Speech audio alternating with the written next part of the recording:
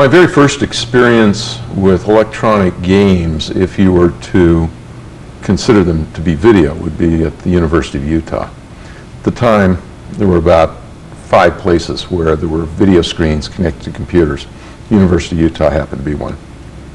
To put this in context, the idea that this may have a broader appeal was really because I was managing the games department at an amusement park summers. That's how I was putting myself through college.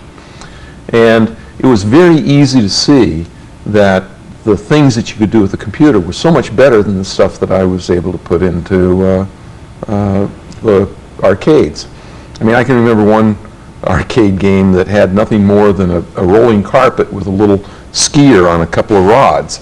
I mean, it was making big money. So, you know, you say, hey, I can do better than that. The original company's name was Syzygy. And we got that out of the dictionary, and we just thought it was cool. Of course, we were techies and engineers, and the fact that nobody could pronounce it or spell it didn't seem to bother us. People called us Syzygy and Syzygy, and we thought that it was great. The alignment of planets in a gravitational field, you know, and all that sort of stuff. But it turned out when we went to incorporate, we started out as just a partnership. It was already taken by a candle maker in Mendocino. So we had to choose something else. Atari was on the list, and we got the name from the game of Go, which we were playing at the time. And it's a Japanese game, and if I'm about to take a group of your stones, I say Atari, which is sort of like polite warning that you were going to be engulfed. And I thought that was a great aggressive name for a company. Syzygy was started in my daughter's bedroom. Computer Space was actually done in the daughter's bedroom. I had a 3-bedroom house, and I had 2 daughters. So I just put the 2 daughters together and turned her bedroom into the lab. The first game that I did was a game called Computer Space, which was loosely patterned off of the game that Steve Russell did on the PDP-10 at MIT, which sort of went like wildfire throughout the computer environment from 69 through 70.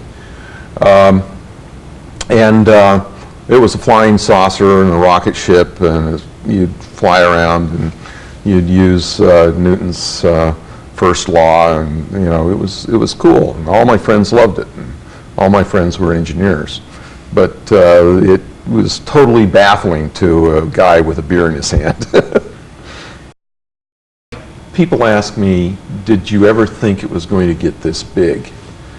And it was difficult to quantify what big was in those days. Yeah, you were doing millions of dollars in sales and that sort of stuff, but in reality you didn't have a frame of reference.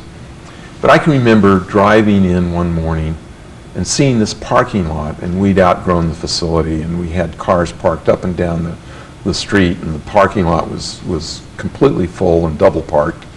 And I thought to myself, you know, indirectly, games are paying for all these cars. And somehow the physical actuality of a car, and knowing how much that was, and there were so damn many of them, it was that was kind of a defining moment, because I can remember I said, wow, we've created a monster here. Atari was able to attract the best and the brightest. And you'd get in a room with some of these guys, and the synapses were, there was almost electricity in the air. And it was such an exciting thing to go after the best and the brightest and be able to bring them in. Because this was at a time in Silicon Valley where everybody was going to the bare cubicle and that sort of thing. We put in offices and hot tubs and various things. And if you ever wanted to really land an engineer who probably had never had a date in his life, you'd say, hey, you know, the hot tub, and sometimes at beer parties, the secretaries get in there without clothes on. Well, it was very, very interesting. I mean, it was the early 70s in Silicon Valley, in California. a lot of hippies, and rock music, and we were very young. And it was a kind of, in a way, we decided that it was going to be a little bit of a social experience, or experiment. And we had all kinds of company benefits and parties and things like that. I remember that when we went to get health insurance, that the health insurance guys had never seen a demographic that was so young.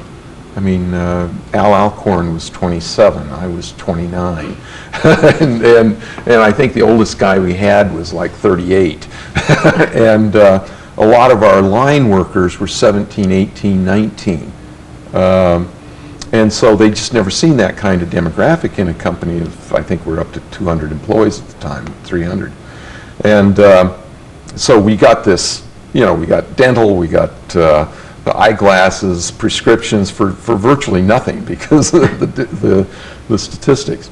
But they made one mistake. They put in orthodontia. And so many of the girls on the line were young enough, they said, I've always wanted to get my teeth straightened.